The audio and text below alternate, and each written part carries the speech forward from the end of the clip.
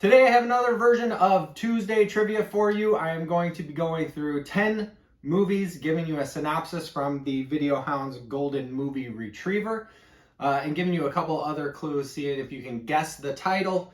And the theme this week is laser discs that I have featured on this very channel. So let's get into it.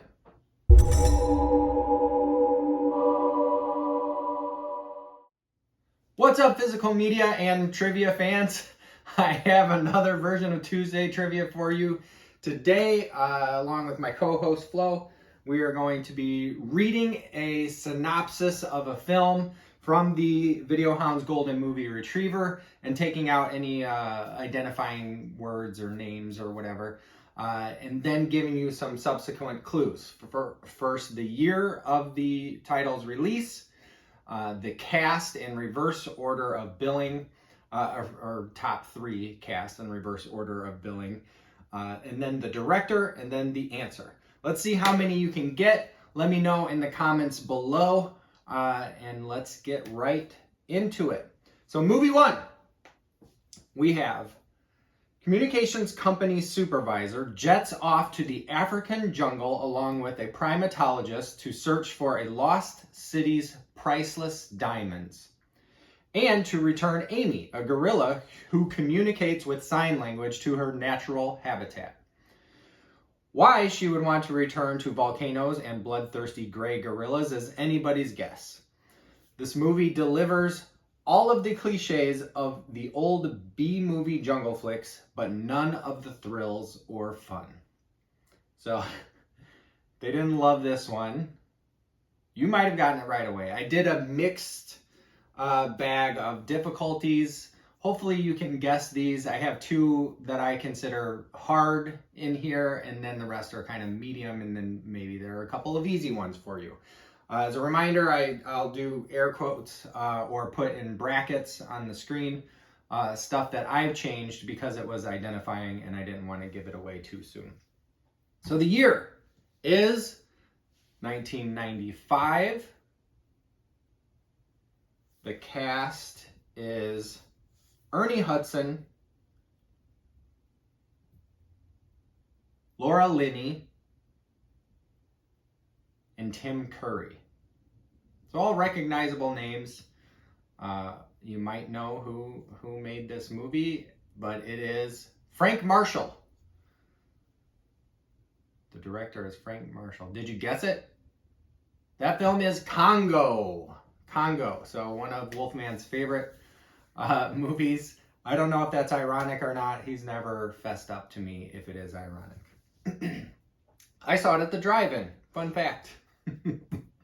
Movie two. We have Mant. Half man, half ant, all terror. Screams from the movie marquee after Lawrence Woolsey, promoter extraordinaire, and Ruth Corday, his leading lady, roll into Key West circa 1962.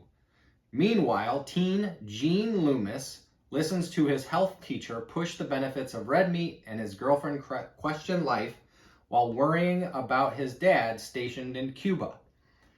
Builds sly parallels between real life and movie horror by juxtaposing Woolsey, modeled after B-movie king William Castle, hyping his schlock, shown in Atomovision, against JFK solemnly announcing the Russians' approach.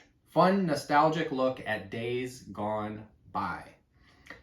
I don't know if the Cold War is fun and nostalgic for everybody, but this movie is fun and definitely nostalgic. That is a long synopsis, so let's get right to the year, 1993. So the year is 1993. The cast is Dick Miller, Kathy Moriarty, and John Goodman. The director is Joe Dante. So this is a film from the director of Gremlins, Joe Dante. And the movie is Matinee. It's a fun movie. It's awesome. John Goodman is great in it. It's definitely worth a watch for sure. Movie 3 A thriller evoking Poor Man's Hitchcock about a child psychiatrist who just happens to be nuts. It features the star in 5 roles. Seems his supposed dead Norwegian father has come to the United States and needs his son to help steal babies for a child development experiment. So the son's alter ego shows up to commit the nasty deed. Unfortunately, he also catches his wife with another man, and that's when the bodies start piling up. Sounds pretty dark, right? The year is 1992. The cast is Stephen Bauer, Lolita Davidovich, hopefully I'm saying that right, and John Lithgow. John Lithgow is the star of the film. It is directed by Brian De Palma. How'd you do on this one? This movie is Raising Cain. Raising Cain. So 1992. I ended up with a lot of 90s movies in this episode of Tuesday Trivia, and that was just by chance. I just went through the laser discs that I've talked about on this channel or have on my eBay store, link in the description, and they just, a lot of them happen to be 90s movies, but they're not all 90s movies. Let's go on to movie 4.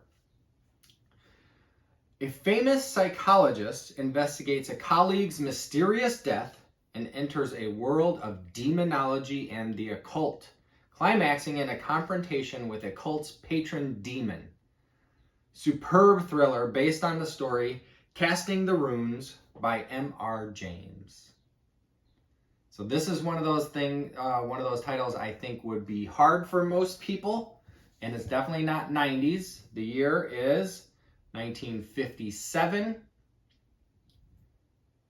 The stars are Niall McGuinness, Peggy Cummins, and Dana Andrews. And the director is Jacques Tourneur. Tourneur? That's a hard one to say.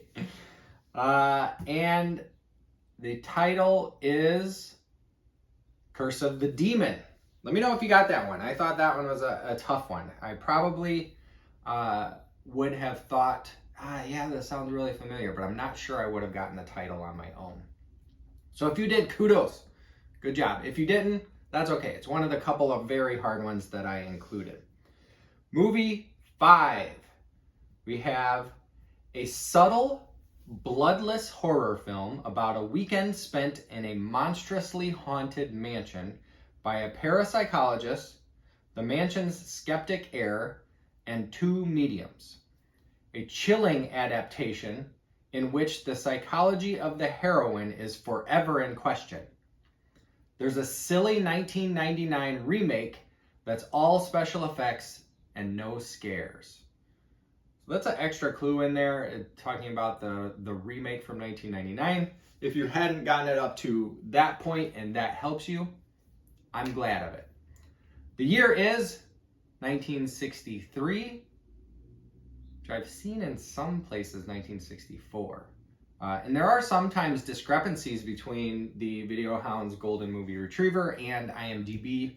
I don't know why that is or who's absolutely right. I usually err on the side of IMDb. But anyway, we have 1963. The cast is Russ Tamblyn, Claire Bloom, and Julie Harris.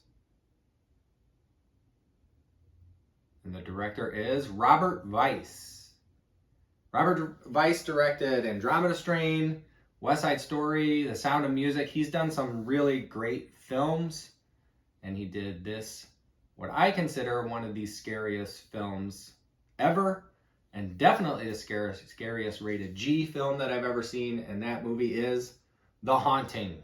The Haunting. I talk about that movie a lot on this channel because it's awesome. It's so good. If you are averse to black and white, I think you should bite the bullet and just sit through it. Pay attention, stay off your phone. It's so good. I think it will be worth it. If it's not, it's only a couple hours of your life. You'll live through it. All right, number 6. We have movie number 6.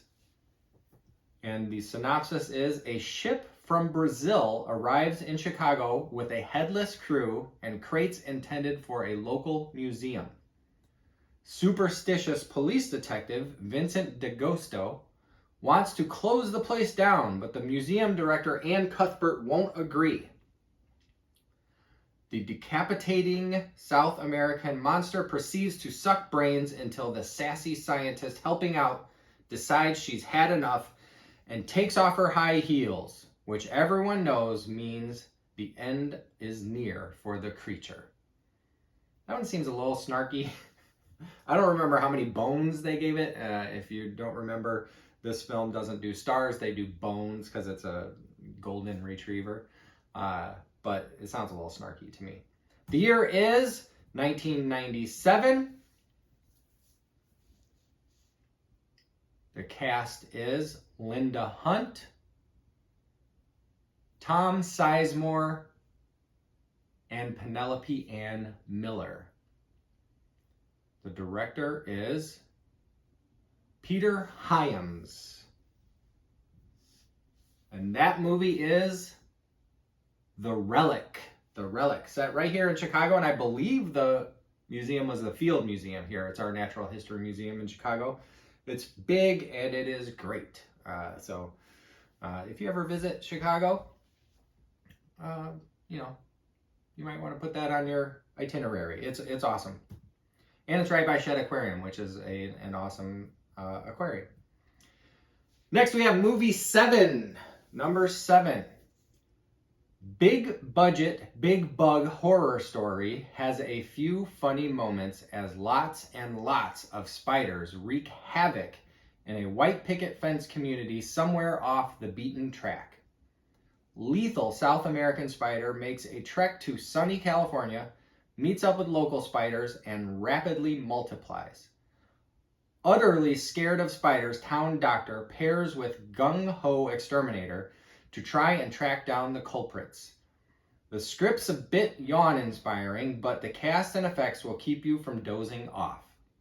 So they were middling on that one, it sounds like. The year is 1990. The cast is Julian Sands, Harley Jane Kojak, and John Goodman. And the director is Frank Marshall. Frank Marshall. Did you get that one? The film is Arachnophobia.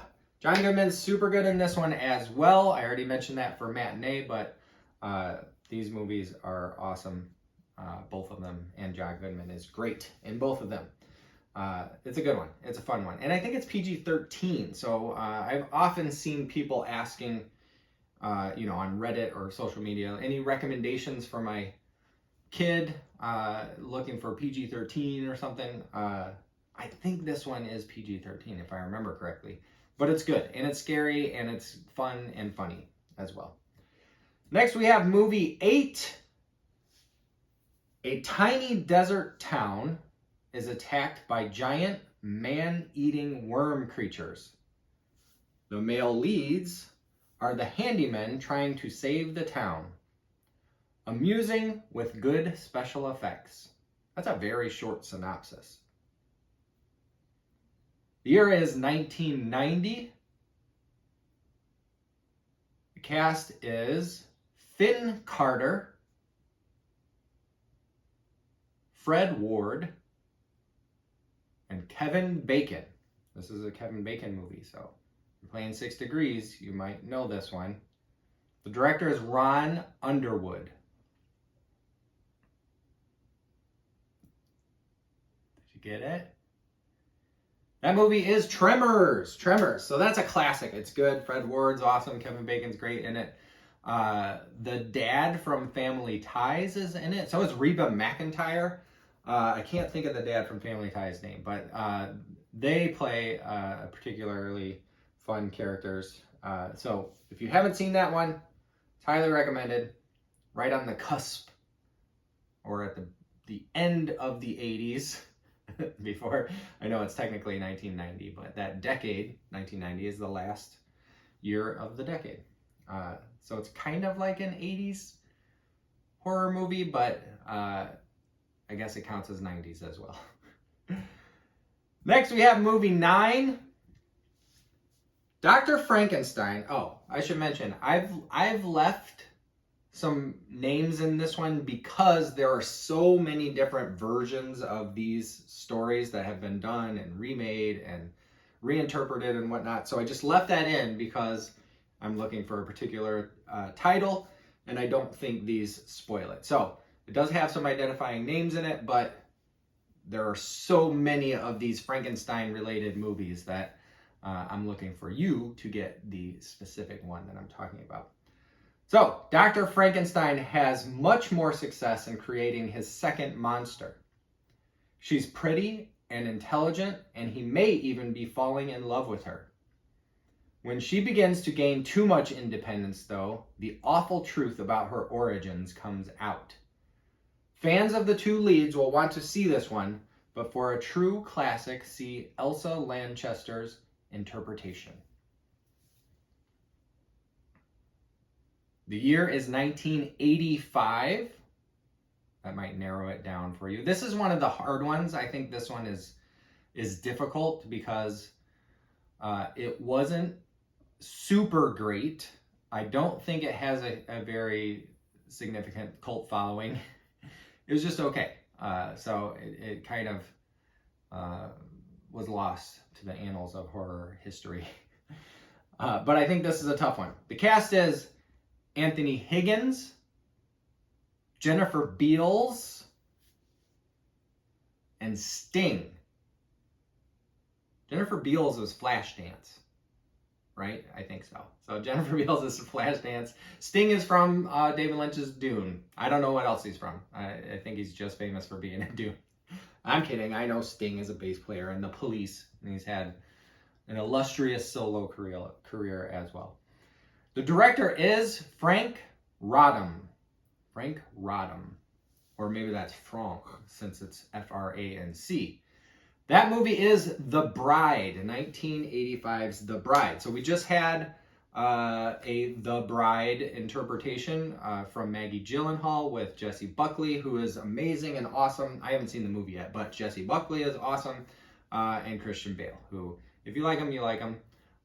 If you're a little annoyed with his intensity, then maybe you won't love that movie. I'll check it out either way.